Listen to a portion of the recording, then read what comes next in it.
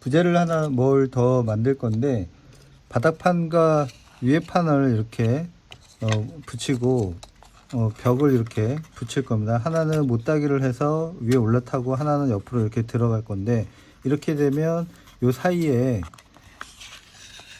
이 바닥판과 위에 판 사이 두 장 두께를 뺀 나머지 정도의 공간이 비잖아요. 이런 것들을 그냥 내버려 두면 작업하기가 힘드니까 해당하는 높이만큼 그 서포트를 이렇게 대줄 겁니다. 그래서 두 개를 이렇게 겹쳐 놓고 해당하는 치수를 좀 이렇게 확인할 수 있게 해주면,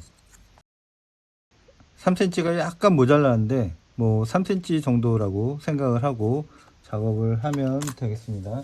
그러면 서포트 재료는 뭘 써도 상관없는데, 남은 재료들 어차피 보이지 않는 부분이니까요. 만약에 얘가 창문이 있다, 본 모형에는 창문이 있죠. 창문이 있는 경우라고 하면은 이 서포트를 창문을 피해서 어디다 붙여야 되나, 이런 것들을 좀 고민을 해야 되겠죠. 근데 지금은 그 정도는 아니고, 어차피 창문이 있는 게 아니라 해당하는 부분을 그냥 지지만 하면 되는 거기 때문에요. 이렇게 3cm 정도 되는 서포트를 만들었어요. 요거를 좀 잘게 잘라서 해당하는 벽체를 붙일 때 안쪽에다가 좀 서포트를 이렇게 댈 겁니다. 직각이 좀 맞아주면 좋을 것 같아서 직각이 되도록 좀 잘라주고요. 사이즈는 뭐 크게 중요하진 않거든요. 근데 우리가 사각형이 두 개씩 있으니까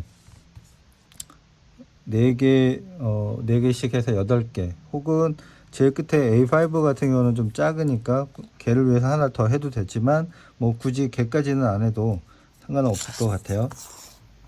벽들이 어느 정도 길이가 있으니까 벽두 길이에 맞춰서 요 정도 자의 폭이에요. 이거는 뭐 정확하게 치수가 지금 중요한 게 아니니까요.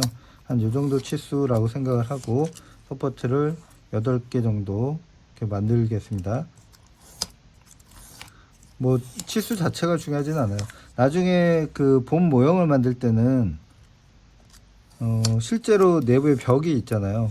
그러니까 그 벽이 바닥판과 윗판의 두께를 제외하고 어느 정도 길이가 되면 되나, 뭐 이런 것들을 감안해서, 엄밀히 말하면 천장에 뭔가 마감이 있으면 그 마감 위치까지만 벽체가 보이니까 그걸 잘 고민을 해서 높이를 만들어야 되겠지만, 실제 모형을 만들면 뭐 그렇게까지 디테일하게 정리를 하진 않을 거니까 요 끝부분에는 살짝 모자랄 것 같긴 한데 상관없습니다. 뭐 어차피 정확한 치수보다는 서포트 한다는 그 자체가 지금 필요한 거니까요.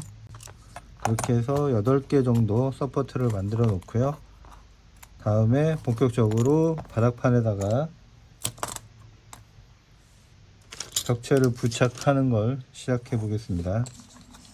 자, 이제 바닥판에 벽체를 붙이기 위해서 벽체 못따기를 하겠습니다. 그 벽체를 만들 재료하고 동일한 두께의 재료를 하나 준비를 해서 작업을 해 주시면 되고요. 이거를 요게 일일이 이렇게 하는 거가 싫다 그러면 미리 요 두께를 잘 측정을 하셔 가지고 해당하는 내용을 작성을 해서 출력을 미리 해 놓으면 훨씬 더 편할 수도 있겠죠. 저는 어차피 이 재료라는 게 정확하게 치수를 잰다는 것 자체가 조금 어렵고,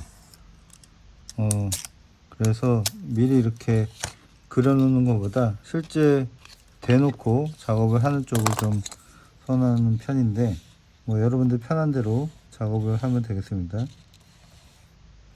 자기가 쓸 재료가 정확하다, 정확하게 뭘 쓸 것이다 이렇게 정해져 있으면 그걸 잘 활용하는 것도 방법이겠죠. 사용하는 바닥판 두께가 지금 꽤 두꺼운 편이에요. 실제로 그 천장 마감이라든가 이런 것들을 고려를 하면 이렇게 두꺼운 재료를 쓰는 게 맞을 수 있는데 작업하기가 어려워서 건축 모형을 만들 때는 그렇게까지 해야 되나 뭐 이렇게 생각이 들 수가 있어요.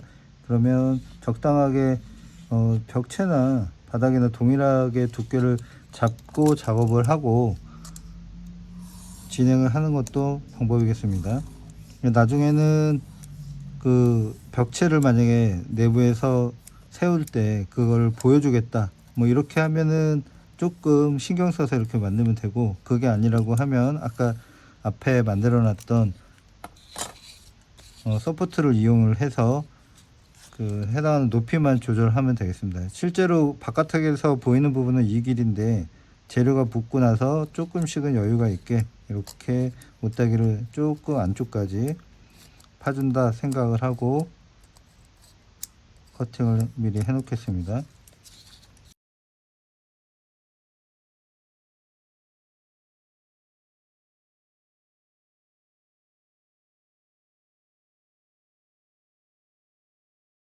자, 이렇게 해서 뭐 못다기는 다 해놨고요. 여기에 우드락 같은 것들이 조금씩 남아 있으니까 이런 것들을 살살살살 긁어서, 너무 세게 하면 종이가 찢어지거나, 여기도 지금 약간 힘이 넘치니까 자국이 남았습니다. 바닥에 가려서 안 보이는 부분이면 뭐 그나마 넘어갈 수 있는데, 얘가 인면에 해당되는 부분이다 그러면 자국이 보기에 좋지 않게 그렇게 좀 계속 남아 있겠죠.